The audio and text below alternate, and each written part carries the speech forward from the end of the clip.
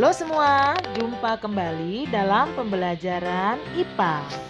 Kali ini kita akan mempelajari sistem gerak pada tumbuhan. Menurutmu, apakah tumbuhan juga bergerak? Bagaimana gerakan pada tumbuhan? Dan bagian apa saja dari tumbuhan yang dapat bergerak? Coba perhatikan video berikut. Apa yang kamu lihat? Apakah daunnya bergerak? Ketika daun tumbuhan putri malu disentuh, maka daun putri malu akan menutup. Gerak menutup daun tumbuhan putri malu merupakan respons terhadap adanya rangsang. Bagaimana daun putri malu dapat menutup? Ketika daun putri malu dikenai rangsang, akan terjadi aliran air dan ion pada bagian ketiak daun. Adanya aliran air ini menyebabkan kadar air pada ketiak daun berkurang sehingga tekan kecil. Akibatnya daun putri malu akan menutup dan tampak seperti layu. Meskipun pada pergerakan daun putri malu tidak ada perpindahan tempat, namun tumbuhan putri malu tersebut masih dianggap bergerak. Berdasarkan asal datangnya rangsangan, gerak pada tumbuhan dibedakan menjadi 3, yaitu gerak endonom, gerak higroskopis, dan gerak esionom. Mari kita pelajari satu persatu. Gerak endonom adalah gerak yang terjadi akibat rangsangan yang berasal dari dalam sel atau tubuh tumbuhan. Contoh pada tumbuhan Hydrilla verticillata. Jika kamu mengamati daun tumbuhan Hydrilla verticillata, kamu akan melihat struktur seperti dinding tembok yang di dalamnya terdapat butiran bulat berwarna hijau.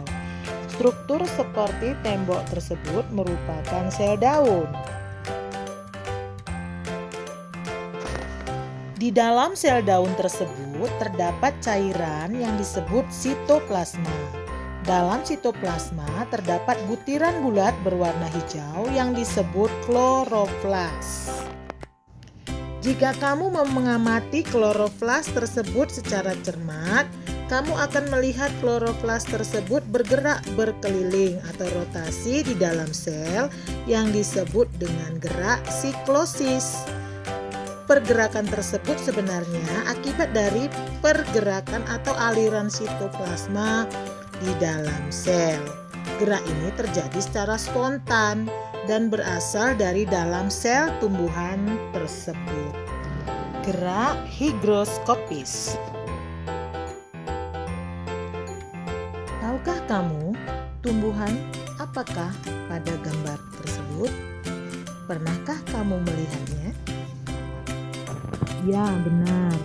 Pada gambar tersebut adalah kacang kedelai, buah cangkring, dan buah biduri yang sudah menua. Tanaman tersebut termasuk dalam buah polong-polongan. Apabila kamu melihat buah polong-polongan yang sudah tua, kamu akan melihat buah polong-polongan dapat membuka. Bagaimana buah polong-polongan tersebut dapat membuka? Dapatkah kamu menjelaskannya? Ketika buah polong-polongan sudah tua, terjadi perubahan kadar air di dalam sel secara tidak merata. Akibatnya terjadi pengerutan bagian buah yang tidak merata pula. Pengerutan ini membuat buah polong menjadi terbuka. Membukanya buah polong tersebut merupakan salah satu contoh gerak higroskopis. Gerak esionom. Gerak esionom adalah gerak tumbuhan yang disebabkan oleh adanya rangsangan dari luar tubuh tumbuhan atau lingkungan sekitarnya. Berdasarkan respon gerak yang dilakukan tumbuhan, gerak esionom dapat dibedakan menjadi gerak trofisme, gerak taksis, dan gerak nasti. Gerak tropisme. Gerak tropisme adalah gerak tumbuhan yang arah geraknya dipengaruhi oleh arah datangnya rangsang dari luar. Arah gerak tumbuhan yang mendekati arah datangnya rangsang disebut gerak tropisme positif. Tetapi jika arah gerak tumbuhan menjauhi rangsang, disebut gerak tropisme negatif. Tahukah kamu apa saja jenis rangsang yang dapat menyebabkan tumbuhan mengalami gerak tropisme? Kemanakah arah gerak tumbuhan? Apakah semua tumbuhan mengalami gerak tropisme? Agar kamu mengetahuinya, mari kita pelajari materi ini dengan penuh semangat.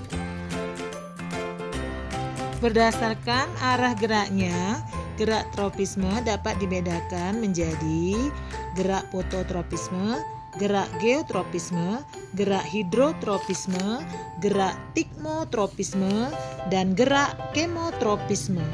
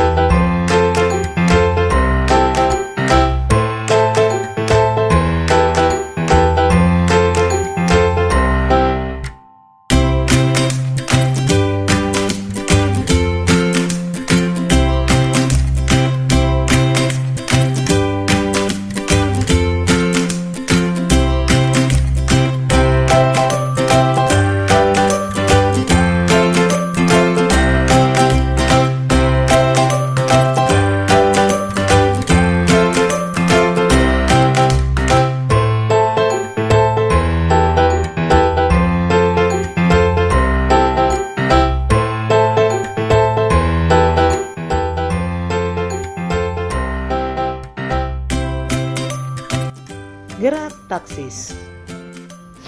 Gerak taksis adalah gerak pindah tempat seluruh bagian tumbuhan yang arahnya dipengaruhi oleh sumber rangsangan. Perhatikan gambar gerak pada Euglena viridis berikut. Gerak taksis biasanya dilakukan oleh organisme bersel satu, misalnya pada Euglena viridis. Euglena viridis merupakan organisme yang dapat dikelompokkan ke dalam alga atau protista yang mirip tumbuhan karena memiliki klorofil dan mampu melakukan fotosintesis. Dalam hidupnya, organisme tersebut membutuhkan cahaya. Oleh karena itu, Euglena viridis akan bergerak mendekati sumber cahaya. Namun, jika intensitas cahaya terlalu tinggi, Euglena viridis akan berusaha menghindar. Kemampuan berpindahnya Euglena viridis disebabkan karena organisme tersebut memiliki alat gerak berupa flagella dan reseptor cahaya. Pergerakan Euglena viridis ini disebut dengan gerak fototaksis. Gerak nasti. Gerakan yang dilakukan oleh tumbuhan tidak dipengaruhi oleh arah datangnya rangsang. Gerak tumbuhan yang demikian disebut dengan gerak nasti.